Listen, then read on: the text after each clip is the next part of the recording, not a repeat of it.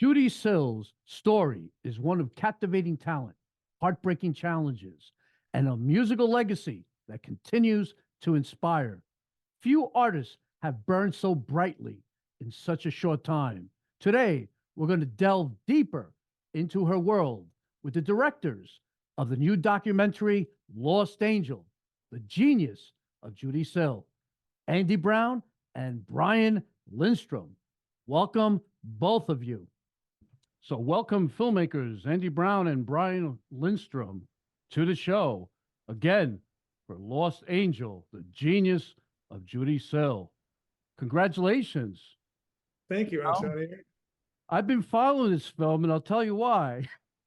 Because when I interviewed you last year, people have not stopped sending me comments about the film because they wanted to know about when's this film, when can I see it? They were like, they wanted to know where they could see the film. And I would direct them to, the film festival. You guys were doing the film festival, but a lot of them wanted to buy it, stream it, and so on. So from time to time, I would send it to, you know, to the PR, Emma, and she would tell me, and she would send me a link where I could, give it to them. You know, Right. everything that I got, all the comments that I got were positive about your film. They were just remembering things from the past, and I found it fantastic. So I want to congratulate you because this must be a fantastic journey for you both, right? Well, thank you, Antonio. It certainly is, and we're delighted to say that it's available now on Apple TV and on Amazon. Right, right. I even got an affiliate link from Prime Video, and I'm sending people that link so they could, buy the film or rent it. Oh, So thanks a lot. there you Thank go. you. So, and believe me, I've been getting a lot of views on the interview, so I'm hoping great success here because, like I said before, I haven't changed my thought about your film, but since I got a whole bunch of new audience now, I like them to know more about the film. So let's start. What initially drew you to Judee Sill's story, and what made you feel compelled to create a documentary on her?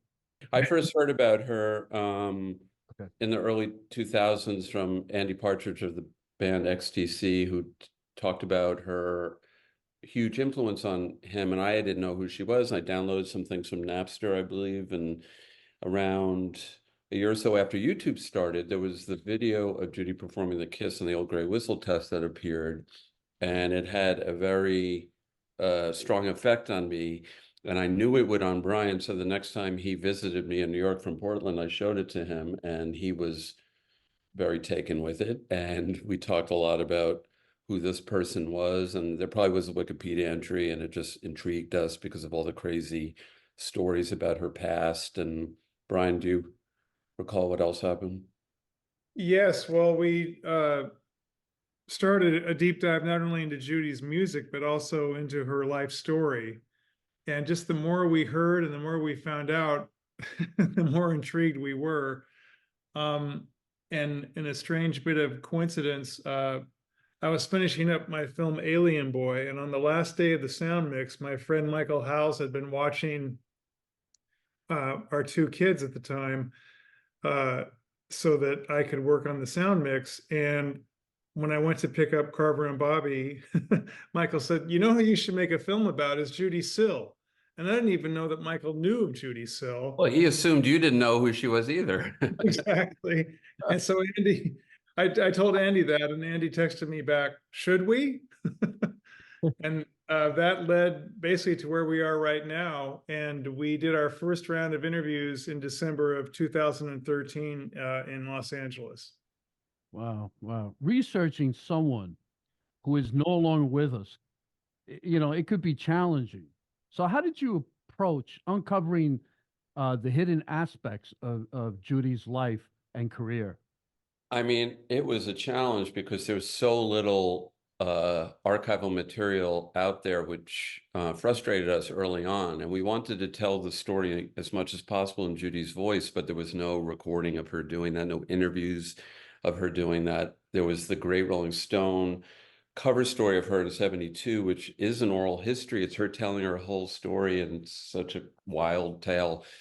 And we searched for the possible audio tapes from that and couldn't find those. Did not exist. And then we were very lucky because we came across an article, a really in-depth article about Judee around that same time, Rolling Stone, by an journalist named Chris Van Ness.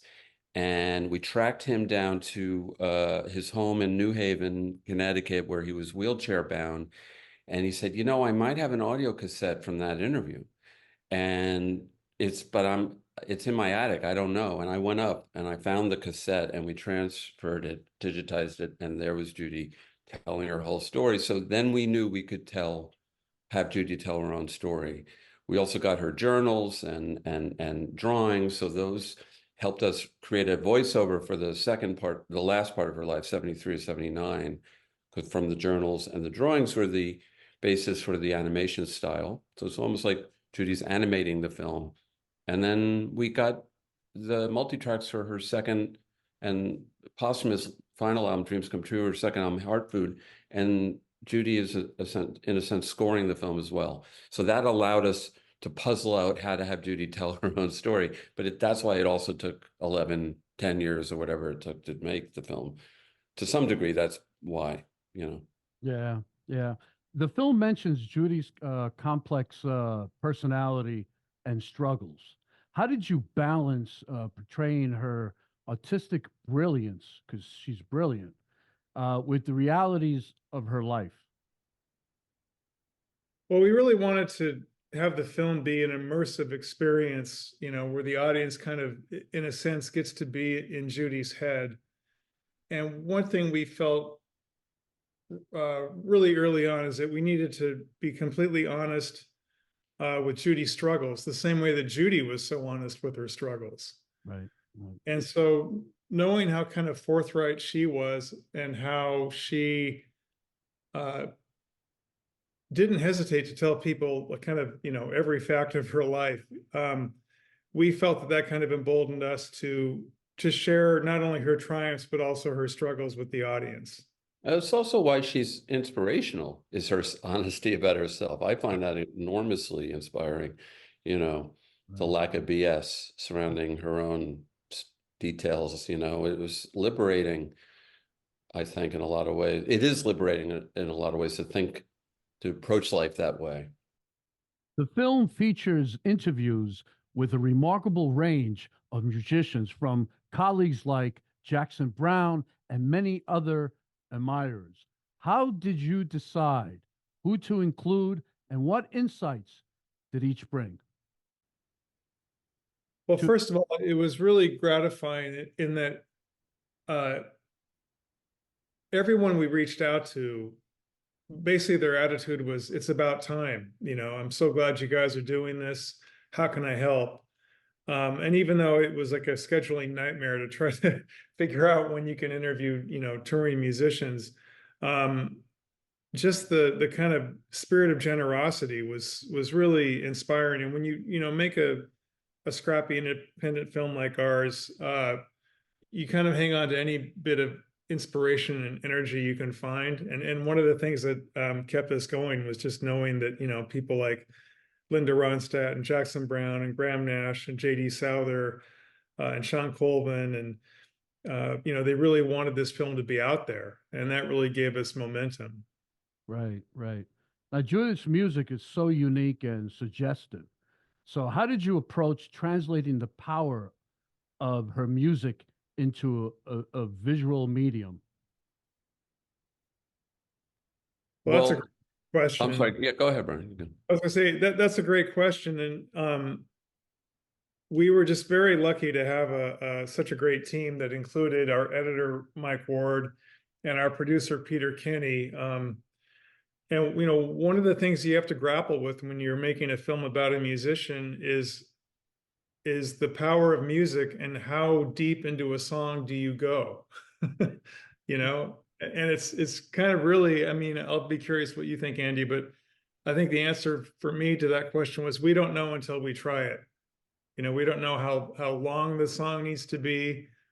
You know, we really just need to try kind of every iteration, every idea we have, and see Yeah. what's kind of union of the music and the film. Excuse me. Our collaborative style is that we respect each other's ideas. That includes Mike Ward, the editor, and Peter Kenny, the executive producer, and try everything. But that's time consuming, but it's actually kind of probably one of the greatest parts of the process is doing that, because you're wrong a lot of the time too about what you think might not work, and then you see it and like, oh, that does work. I think you could possibly make a valid criticism of the film by saying that we could have had a full song in there, of one full song or multiple or a few, and I think that in some ways would have been nice too, but we were cognizant of other things. There's a lot, we had to include a lot of other aspects to this. And so to some degree, I think that might have been sacrificed to some extent. However, from the beginning, we wanted this to be as sophisticated a discussion about her music as possible. That was the other goal we had, besides Judee telling her own story.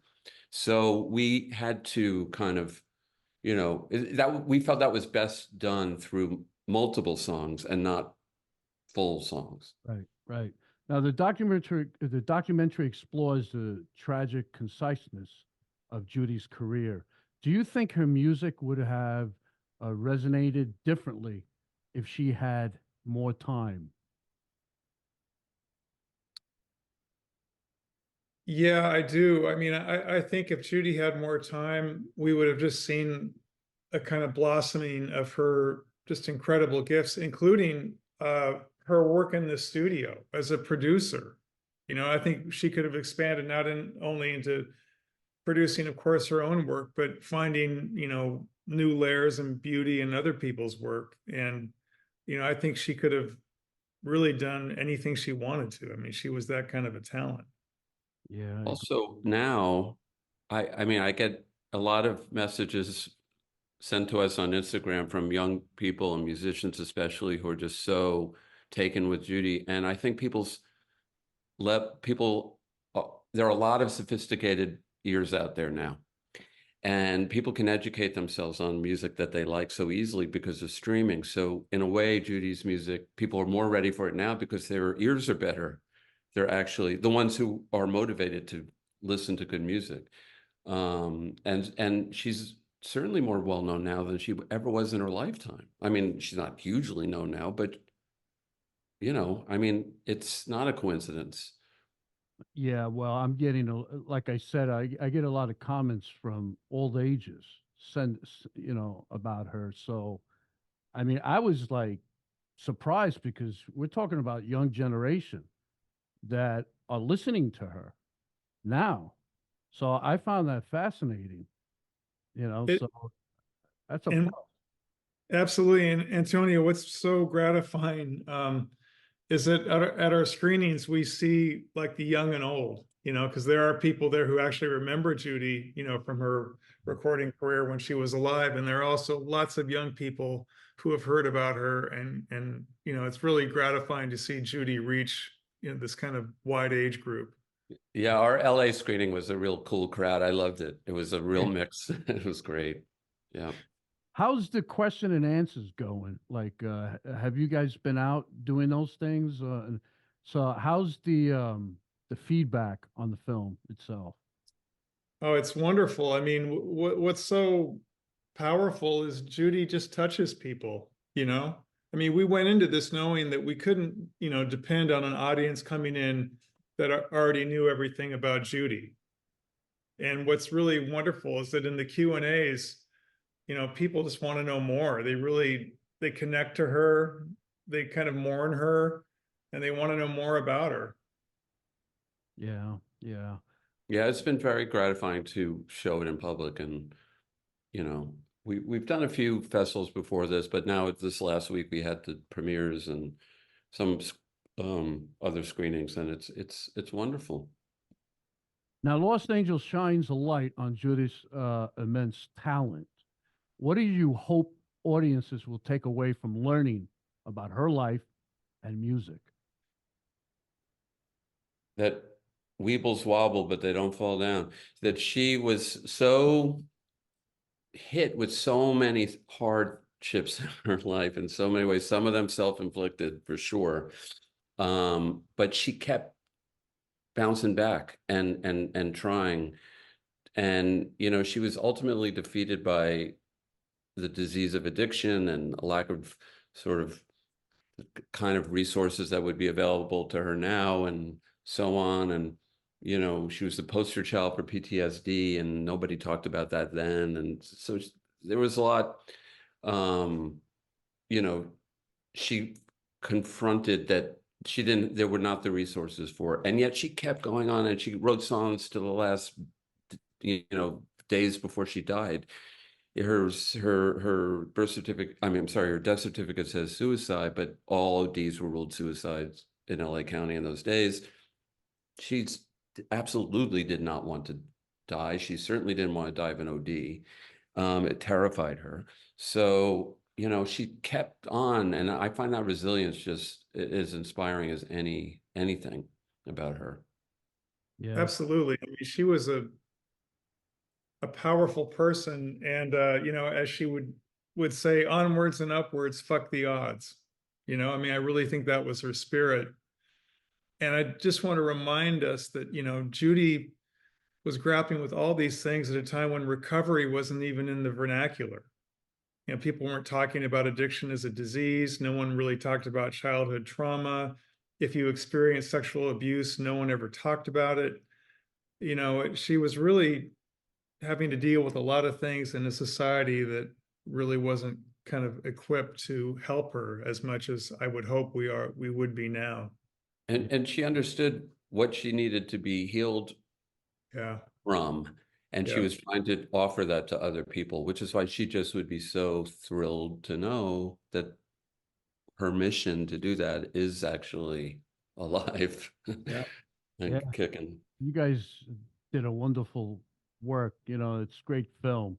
Do you think Judy's story speaks to a larger issue within the music industry of recognizing and nourishing unique talent?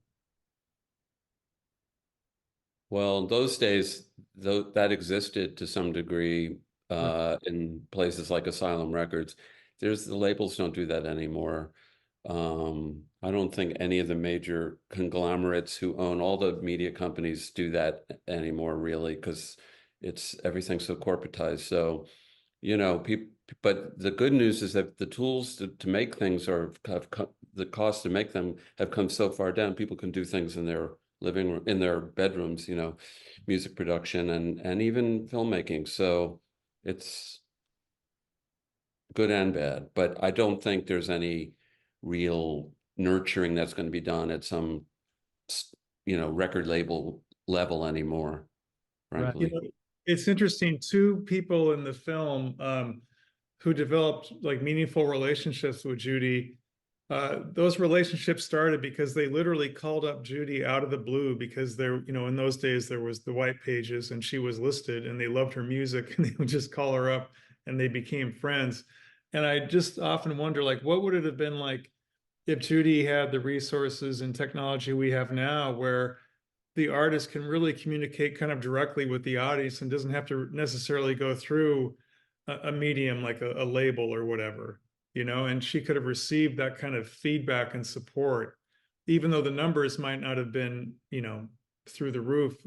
The depth of the support, I think, would have really made a difference for her. Right. With renewed interest in Judy's work, are there any plans for any future projects or initiatives to keep her music alive? To be determined, Brian? I think that's a good way to answer. I mean, Uh, what Andy and I have found out is that, like, you know, it's more than what we can do just to try to get the film out there, you know, which we're still in the process of trying to do. You know, we really hope that we'll get a streaming deal so that Judy's work can reach even more people.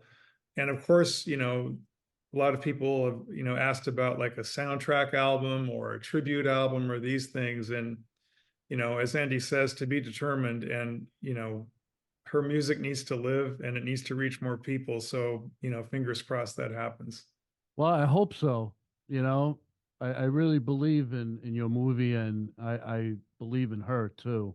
I think she's fantastic, and I think it's a positive film. Everybody seems to love it, and I just congratulate you both. And that journey must be so exciting for you. So everyone, check out this amazing film, Lost Angel, The Genius of Judee Sill, which is in theaters now, New York City, LA, Portland, Santa Fe, San Francisco, Nashville, and more. And it's also on digital and on demand in the US and Canada. And it all started when? April 12th. So it's all good. You guys, thank you. And I hope I get to interview you again, because it's this whole journey is just success. So God bless you, and thank Well, you very much. thanks so much for the support. Appreciate it. No Thank you, problem. Antonio. Great to talk with you again. God bless you, and you take care. Bye You bye. too.